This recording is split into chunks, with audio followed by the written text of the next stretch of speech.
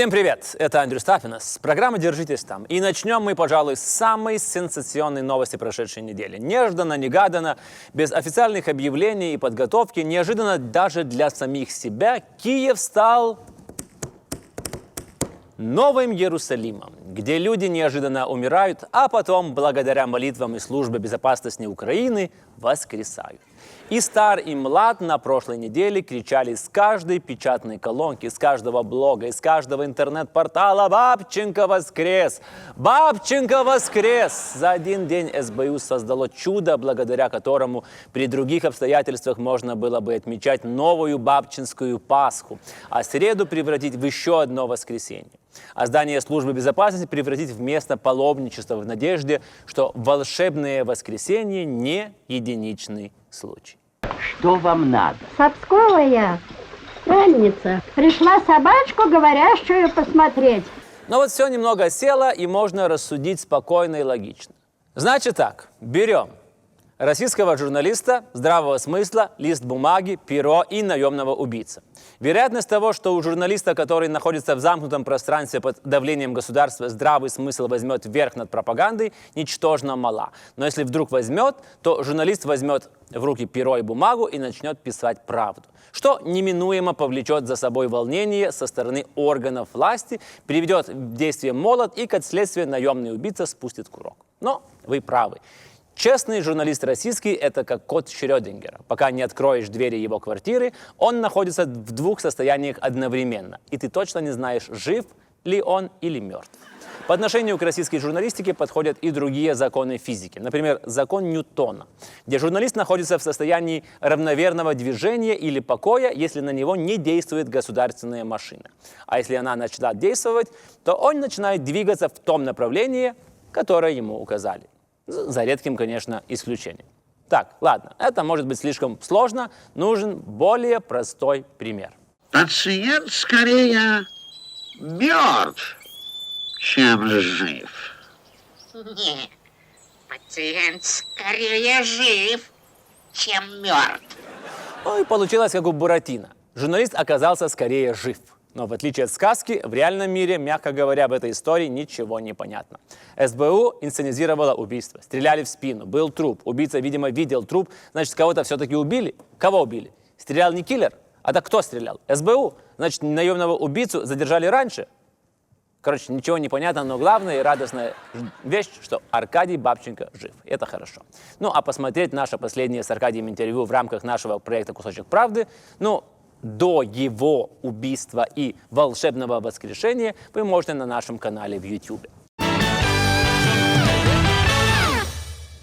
Пока все бились в истерике сначала по поводу убийства, а потом по поводу воскрешения Бабченко, наши соседи-эстонцы заявили, что эстонская полиция тоже инсценизировала убийство. Правда, в 1999 году сообщили они нам новость-молнию и рассказали практически в прямом эфире. И ждем в ближайшее время свежий выпуск эстонских новостей, в котором нам скажут, что Владимир Путин стал преемником Бориса Ельцина, о введении евро и о том, что «Матрица» – лучший фильм года. И мы готовы помочь нашим эстонским коллегам и расскажем о том, что случилось в Эстонии за последнее время. Ну, подумайте, это же надо, ничего не произошло. Хотя нет, оказывается, в Таллин прибыл никто иной, как наследный принц Дубая Хамдан ибн Мохаммед Аль-Мактум. Принц Хамдан прибыл в Эстонии на конные соревнования, в которых он сам принимает участие. В качестве наездника, конечно. Оказывается, Эстония славится коневодством, а никто и не знал.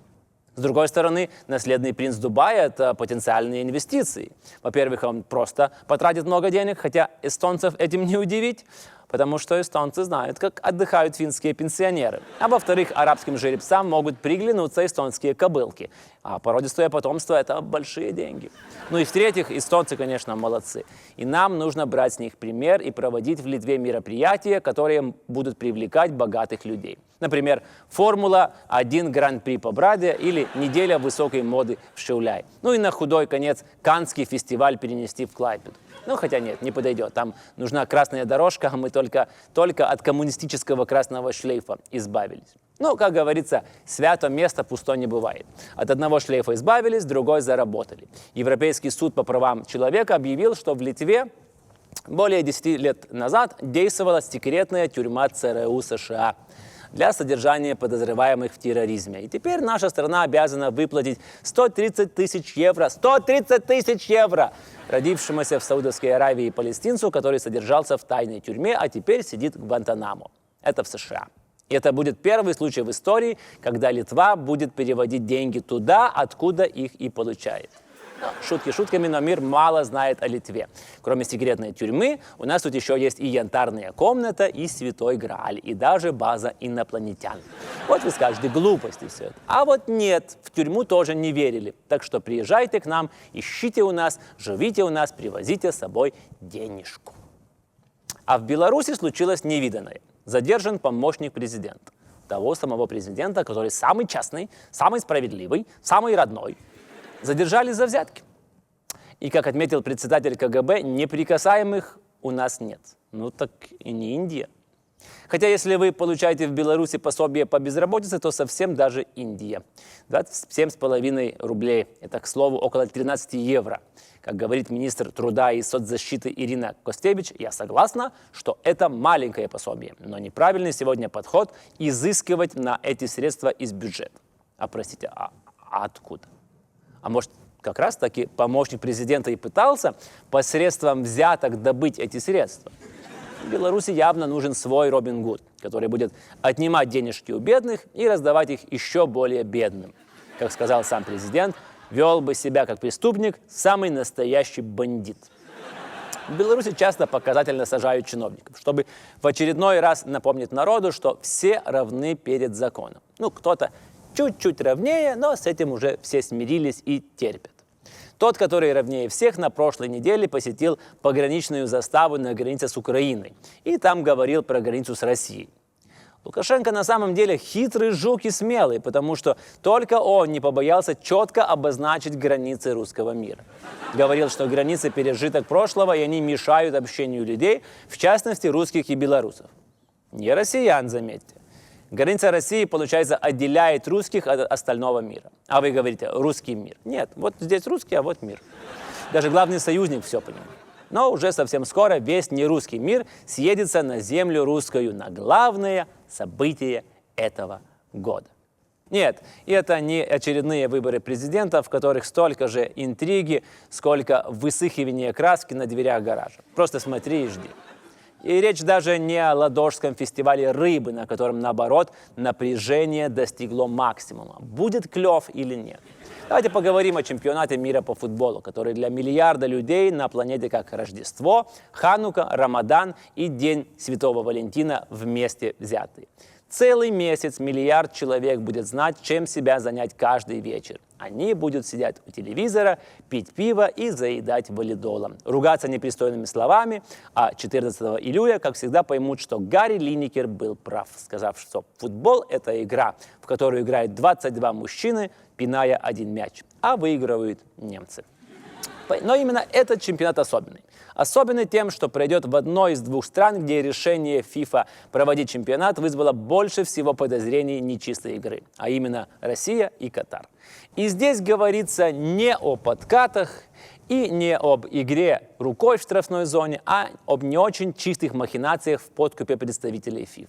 С Катаром, в котором чемпионат мира пройдет через 4 года, есть одна, но большая беда – жара, которая в начале лета достигает выше 40 градусов. Поэтому говорится о том, чтобы проводить чемпионат зимой, когда на стадионе будет всего каких-то 28.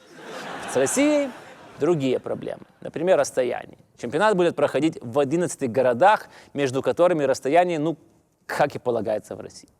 Это как если бы чемпионат проходил во всей Европе. Кстати, это хорошая идея. Подать коллективную заявку от Евросоюза. Может, и Литве тогда что-нибудь перепадет.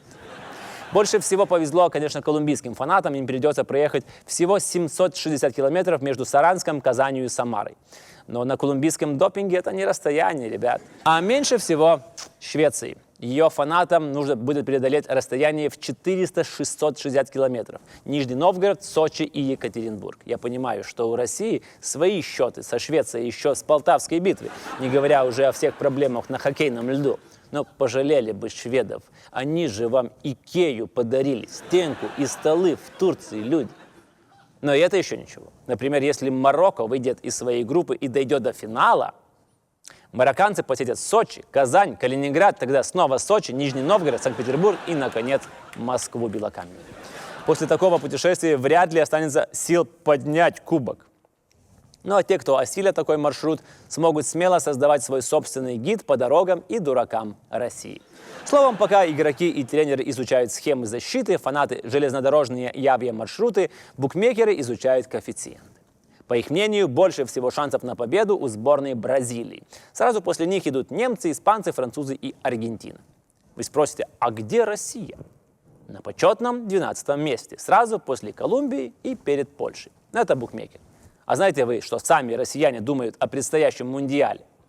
Главный россиянин думает, что фавориты чемпионата мира по футболу – это испанцы. Фурия Роха, конечно, тут же напряглась. Если сам сказал, что они должны победить, то уже не отвертишься, а то может получиться как в КНДР.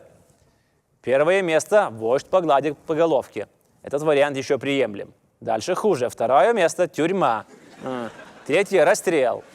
Но больше всех нервничает капитан сборной Испании Серхио Рамос. Он еще с египтянами после финала Лиги чемпионов не разобрался. А тут новая головная боль. Ему бы сейчас не о чемпионате мира думать, а об иске на $1 миллиард из-за травмы, которую он нанес Мохаммеду Салаху.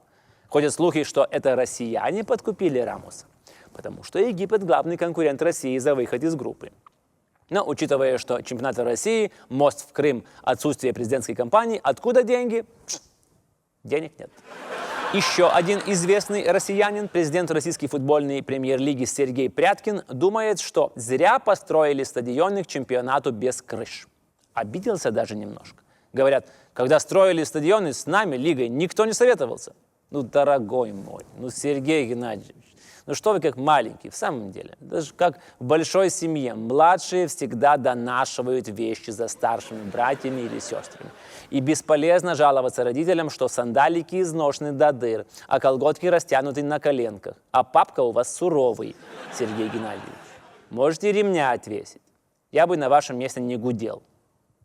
И попа целее будет, и, может, мороженку купят за хорошее поведение.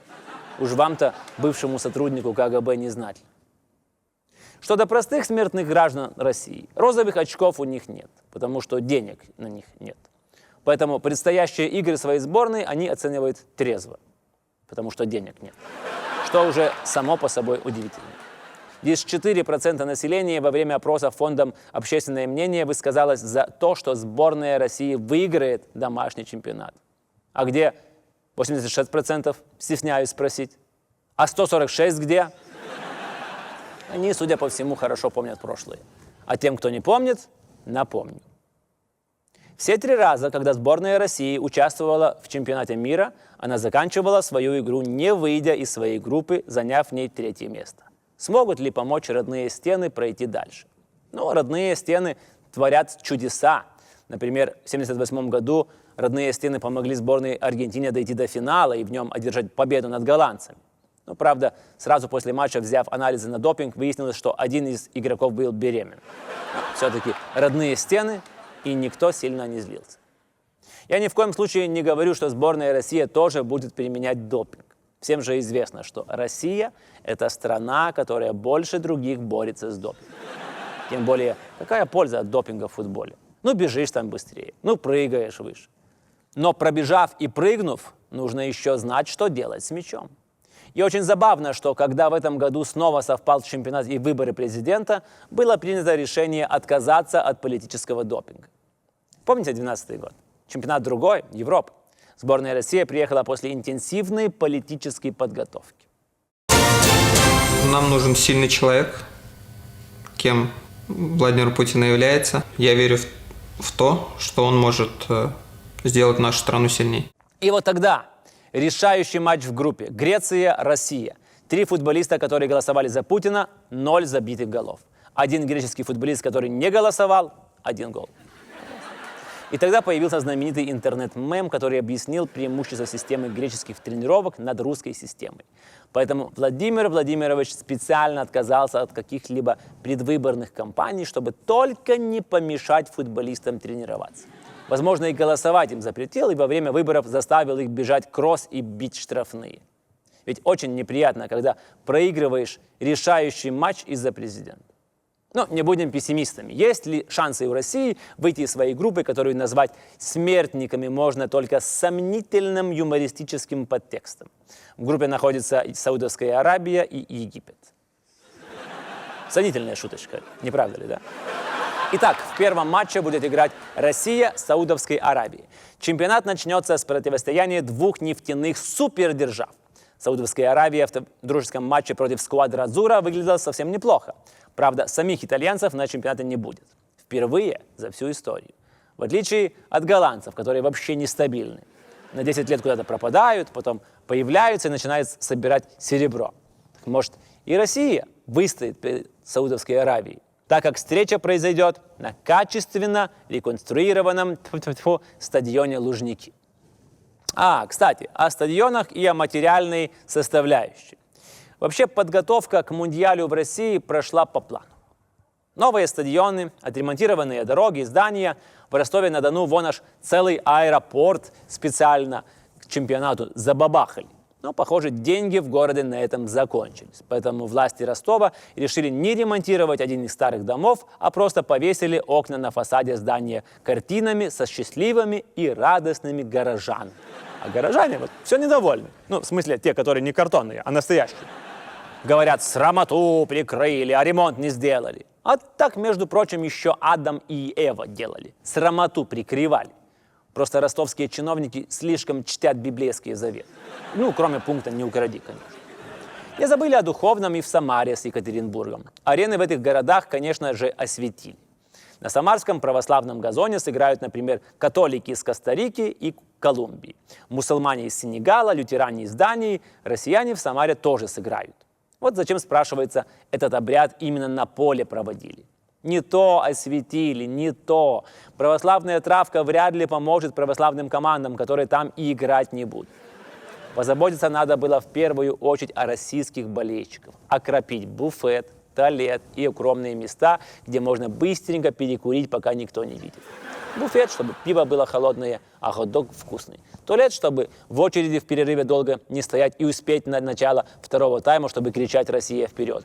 Самолеты, потому что летать на этих железных птицах страшно. Выкурить дьявола из плацкартов. А ямы на дорогах, если не залатать, то хотя бы осветить православными фонарями. Или залить святой водой, вдруг затянутся. Аминь. А в Волгограде с Божьей помощью борется с нашествием саранчи. Казнь египетская обрушилась на страну-хозяйку чемпионата. Нужно выяснить, было ли перед этим окрашивание реки Волги в красный цвет, или был ли город заполнен лягушками и мышами, и была ли эпидемия прыщей у горожан. Если да, то это библейская кара, описанная в 10 наказаниях, и последняя из них будет самая страшная. Настоящая казнь египетская состоится на «Зенит-арене» 19 июня. Все потому, что великий фараон мирового футбола Мохаммед Салах, как сообщается, успеет восстановиться после финала Лиги чемпионов как раз к матчу с Путин-Тим. Решение такой проблемы для сборной России только одно – выловить всю волгоградскую саранчу и перевести ее на стадион в Питер. Команда сразу преобразится, я вам точно говорю. Ловкость, грация, а главное скорость будет как у сборной Бразилии. Ну ладно, за совет не благодарит. Хотя вот вам еще один мой совет. Если захотите в дни чемпионата на трибунах или за пределами стадиона запустить в небо воздушный шарик, бумажного змея или на худой конец парочку мыльных пузырей, воздержитесь. Потому что для борьбы с дронами, беспилотниками и всякой летающей дрянью выделено 60 переносных комплексов малой дальности, арбалет, селок, синица, житель и загадочный Светку. А где Бук, спросите вы? А просто Бук так сильно засветили, что от него использования решили отказаться пока. Только теперь непонятно, как футболистам делать передачи верхом. Вдруг опять что-нибудь перепутают и вместе дрона собьют мяч. А он дорогой, между прочим. $168. Это как раз минимальный размер пенсии в России. В Украине или в Беларуси? Вместе взят. Можно подумать, что столько военной техники многовато для мирного праздника футбола, но Россия всегда помнит, что враг везде и не дремлет. НАТО уже у границ. Короче, лучше перебдеть, чем недобдеть.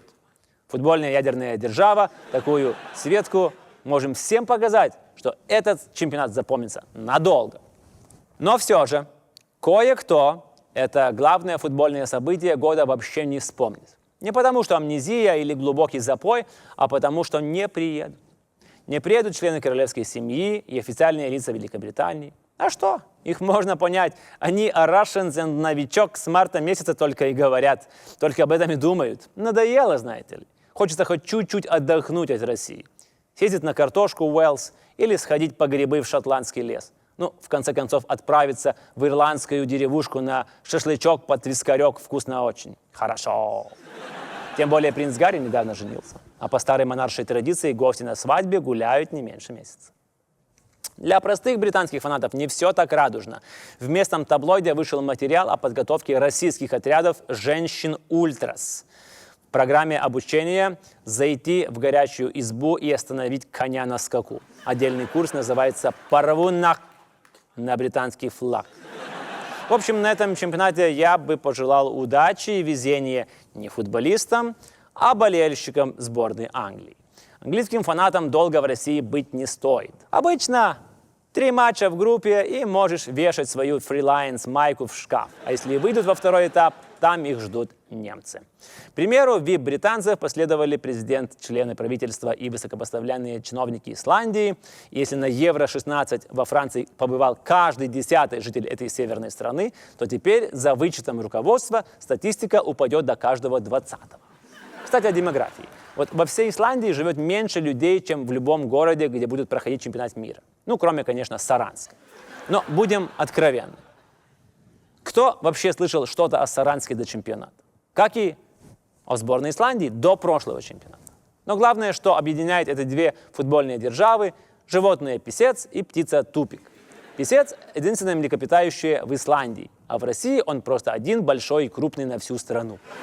Правда, с тупиками есть маленькая неувязочка. В Исландии эта птица свободно летает над Атлантикой, а в России тупиков можно встретить только в неволе. В Госдуме, например, или в Совете Федерации. Я, кстати, пару недель тому назад был в Исландии. Знаете, что меня больше всего поразило? Нива. Да, старый добрый русский внедорожник на улице города. Оказывается, 2 болельщиков решили добраться до чемпионата на русской тачке. Ну и правильно, играют же в России, значит, и добираться до матча надо максимально аутентично. Вот только ребята немного переживают из-за запчастей и ремонта. Ехать все-таки 15 тысяч километров. Но я их приободрил. Говорю, гайс, не парьтесь. Зачем вам какие-то дополнительные детали? Нива – это как таз, а тазик, он и в Африке тазик. Лишнее только мешать будет. Продолжим футбольно-автомобильную рубрику. Сейчас у вас случится эррор. Поболеть в России на тракторе приедут фанаты из Швейцарии. Я сам в шоке. 3 друзей проедут из местечка Вицнау до стадиона в Калининграде 1800 километров. Уже сейчас они тренируют руки в спортзале. И не для того, о чем вы подумали, а для того, чтобы уверенно управлять трактором, потому что на нем нет гидроусилителя руля. Хочется верить, что у швейцарцев после поездки останутся силы и желание хотя бы подняться на трибуну. Итак, Саудовская Аравия, Уругвай и Египет. Раньше никто бы никого не испугался. Но сейчас мир другой, и в футбол умеют играть все. Ну, кроме, конечно же, нас, литовцев. Потому что мы решили гордо бойкотировать этот чемпионат. И это уже не первый чемпионат, который мы бойкотируем. Наша история бойкотов чемпионата такая же богата, как и сам футбол. А так как сами играть не умеем, будем делать то, что умеем лучше всего. Будем считать чужие деньги. Россия на чемпионат уже потратила 680 миллиардов рублей. Забавный факт, что еще ни один из чемпионатов не окупился. Даже Германия в 2006 году понесла ощутимый ущерб. Не говоря уже о Южной Африке или Бразилии, с которыми, по правде говоря, больше хочется сравнивать Россию. Это не мы вас приравниваем к странам третьего мира. Это вы сами влезли в группу БРИКС. Единственный полезный экономический фактор, который заметил Стивен Шиманский, знаменитый экономист и автор, пожалуй, лучшей книги об этих вещах «Soccernomics», это коэффициент счастья. В Германии после чемпионата увеличилась продуктивность. Люди больше улыбались. Ну, в общем, ущерб окупился в другом. Поэтому все российские футбольные фанаты, держитесь там, и даже если ваша команда проиграет, помните, что это просто игра. И отличная возможность, что ваша страна намного больше, чем просто Путин, Кремнаш и духовные скрепы. Хорошего вам футбола и прекрасных эмоций. С вами был я, Андрей Стапинос, и программа «Держитесь там». Всем хорошего лета и красивого загара. А лучший загар, он на литовских курортах. Так что увидимся там или осенью на ваших экранах. Следите за нами в YouTube. Пока.